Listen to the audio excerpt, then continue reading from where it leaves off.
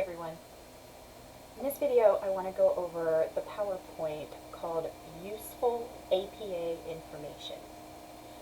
So we talked about the basics of APA format, and then we went through a sample APA essay looking at how all of those basic formatting elements show up on an actual essay.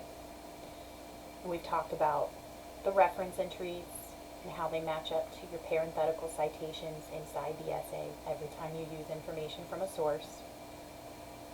And I've mentioned a couple of places that you can go to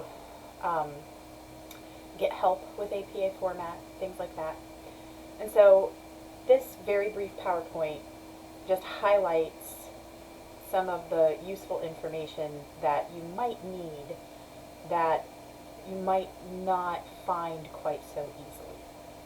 Okay, so on slide 2, I again wanted to draw your attention to what I feel are two of the best websites to go to if you have questions about APA format. And again, the first one is apa.org. This is the website for the American Psychological Association.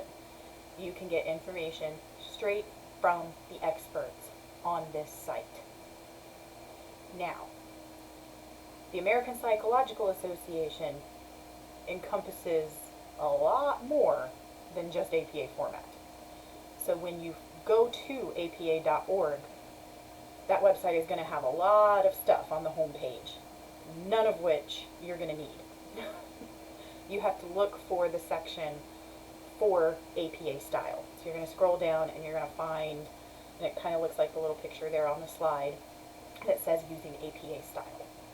Click on that and that'll take you to the section of the website that explains APA format.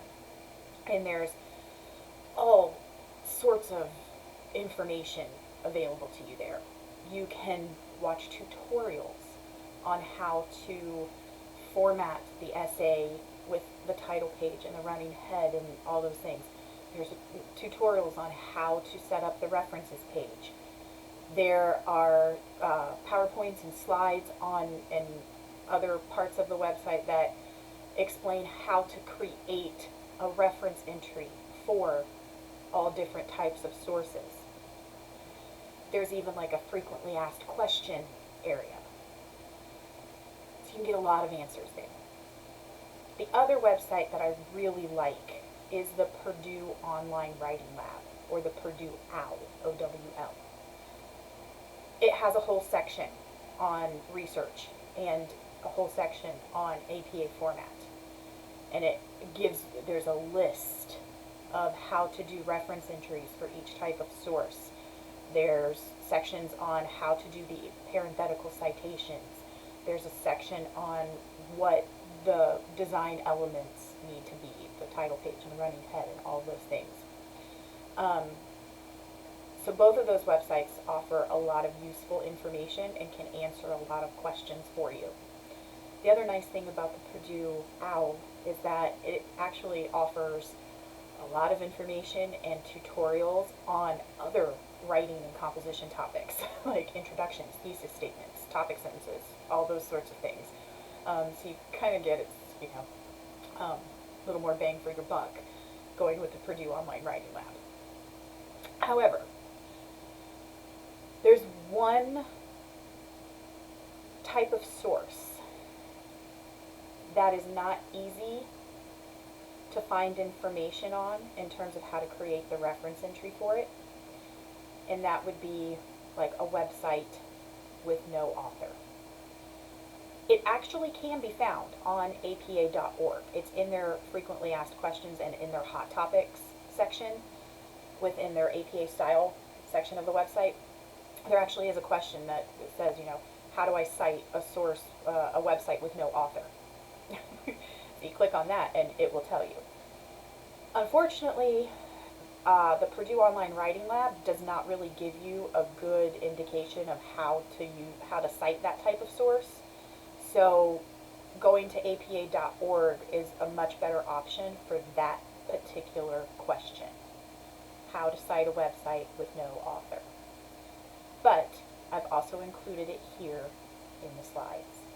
So on slides 3, you can see how to cite a web page with no author.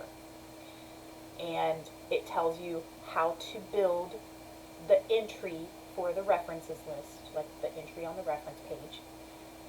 You do the title of the article or section, the date of publication, and then the full URL of the exact location. So that doesn't mean, I cite www.apa.org there. I actually have to go up to my browser and copy and paste the whole URL. Because if you're trying to let your reader know how to get to that source, you don't want to have a link that simply takes them to the website's homepage.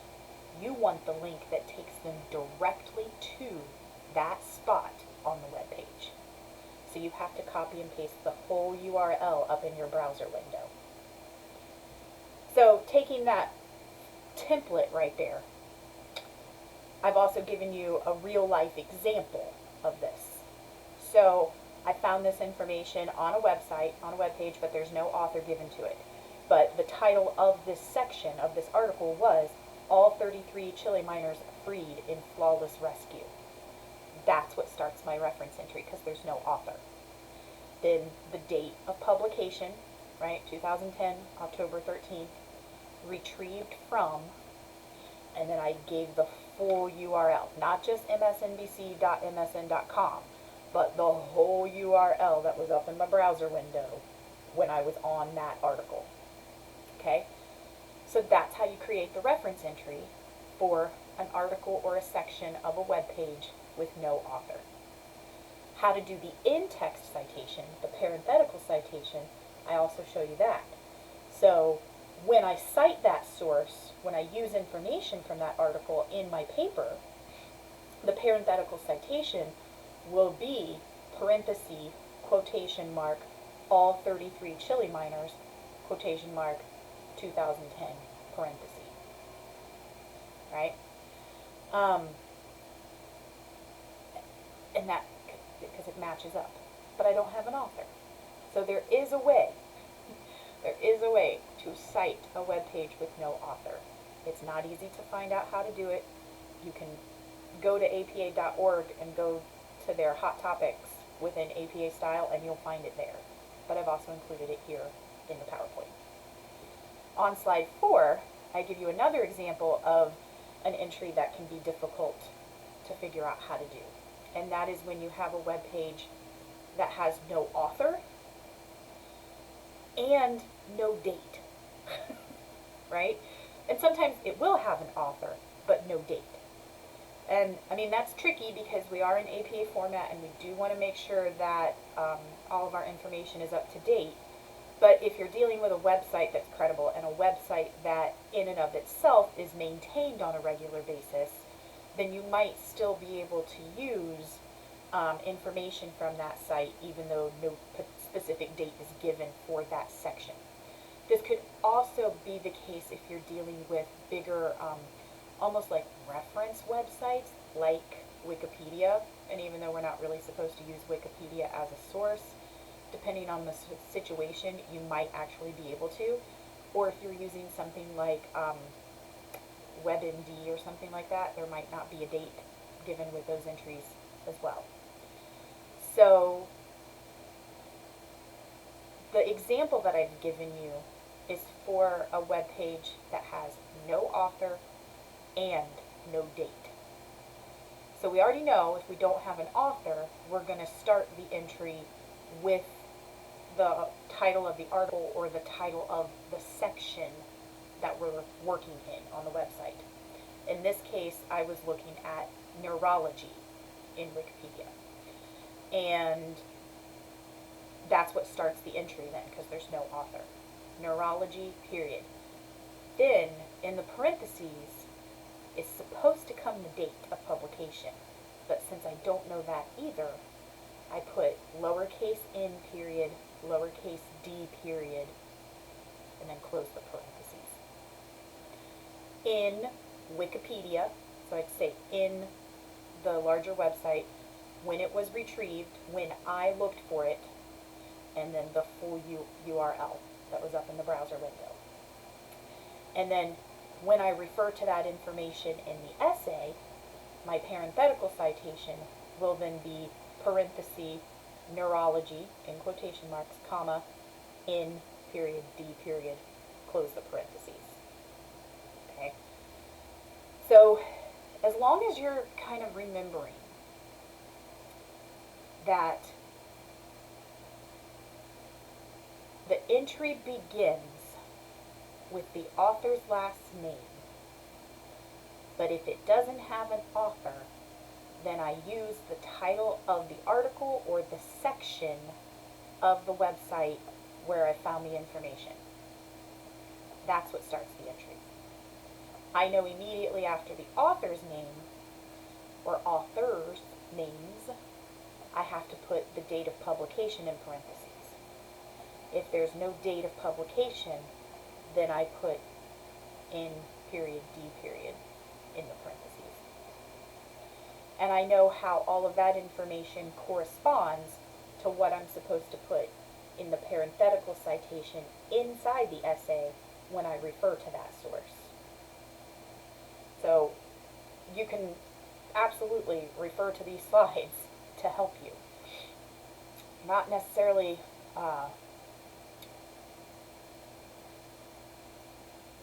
going to need to use them. All of your sources may have authors and dates, and that's great.